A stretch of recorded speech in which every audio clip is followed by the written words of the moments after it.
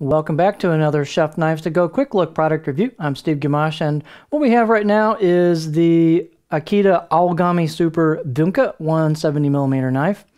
So this is a multi-layered construction, but the harder core steel is Origami or Blue Paper Super reactive high carbon steel from Hitachi, and the heat treat's around 62, maybe 63 Rockwell. So they take it to a medium kind of heat treat on this. The construction is multiple layers of soft iron cladding, which is also reactive, so it's an all-reactive blade, over the top of that core steel. And you can easily see the layers come through there. So you could call that Damascus, you could call it Suminagashi if you want.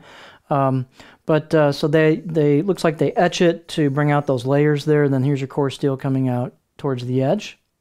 Very pretty knife, bit of a polish to it.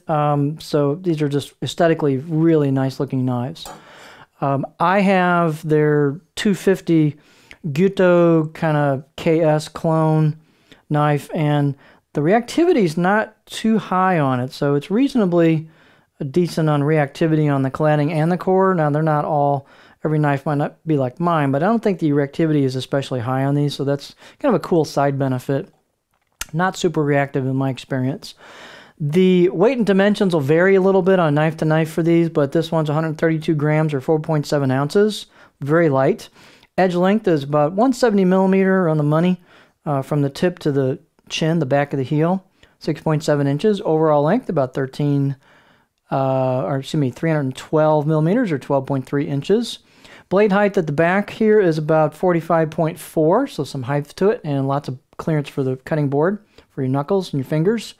The spine thickness, these are fairly thick coming out of the handle, but then it changes very rapidly. So it's around 3 millimeters coming out of the handle where it comes above the chin, the back of the heel. But then, boom, we shrink down pretty quick. I measured about 1.8 or so halfway down the blade. And we pretty much just kind of hold that, and then you hit that reverse sword tip, corner, or turn. Pretty much hold that, and then you get thin with the tip, with the very tip with the grind. The grind gets quite thin at the edge, so the tip, this is a very, very good performing knife. The tip flies through stuff easily and is an excellent performing part of this blade. Let's see here. Handle is octagonal, ambidextrous. By the way, the grind seems 50-50 on this, as well as the Ikeda I just reviewed. I forgot to mention that. The handles are rosewood with a black packawood ferrule. Really well done, fit and finish, smooth throughout, tight install on the tang, sealed up nicely.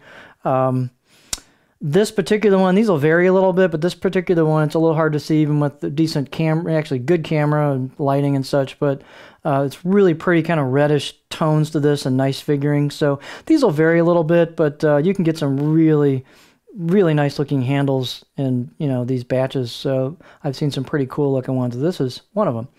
The size of this handle is about 75mm in circumference, where the ferrule and the rosewood meet, about 3 inches, pretty standard size.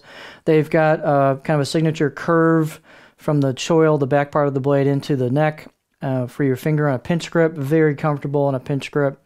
And that brings the balance point. The blade's light, so the handle rosewood's not the lightest wood in the world compared to like hoe wood. So your balance point is basically just in front of that choil. So pinch grip, it'll be a little bit behind that. It's very, very nimble, flickable feeling on that at a pinch grip. The fit and finish is excellent on these. Like I said, the very, very pretty blade. So here's what it looks like. You've got extremely well done hand chiseled kanji. You can feel it when you run your finger over there. It's elegant. It's nice aesthetic. They've got the finish is what they call a brush finish. So it goes, some people call it a hairline finish. It goes with the grain, or excuse me, with the length of the knife. And what's nice about that, it's a little different than just the vertical finish you see on a lot of blades. Plus, when you clean a knife, you're generally wiping it like this to dry and clean. So any scratches will go with the grain on that finish and help hide that over time. You can see the layers coming through with the grind, and I guess it said they have a little etching there, and you can see the core steel and then the shiny edge bevel itself. But just a really, really pretty blade. The edge on this one was very good. 6 out of 10 out of the box. I thought it was quite good. They've polished the spine nicely. A little bit of relief on the edges. Polished the choil very well. relief on the edges, so it's really comfortable right out of the box. Just hit it and go if you got a good edge on it. Performance is excellent. These are very thin towards the very, very edge, so you've got some stiffness to it as well. Anyway, performance on this is just an excellent, excellent knife. These are great performers, look nice. This one's so tempting to keep here. We'll see what happens, but I have enough knives. But this one's just cool. Here's the profile. Not super, super flat, not super duper curvy, but not a ton of flat spot overall.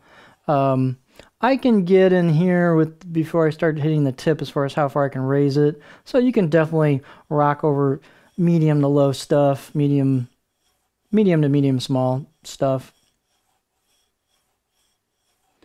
So not a ton of flat. You don't really slide into a big old flat spot at the heel. It just kind of rolls in. You can keep going with it. So not a pure chopper, but if you like just a touch of belly to it, great for push-pull cutting. You know, quite a few techniques. This is just a beautiful blade, excellent performer. Not super reactive, as I mentioned, at least in my experience, which is cool. So here we have the Ikeda Awagami Super Bunka 170mm knife.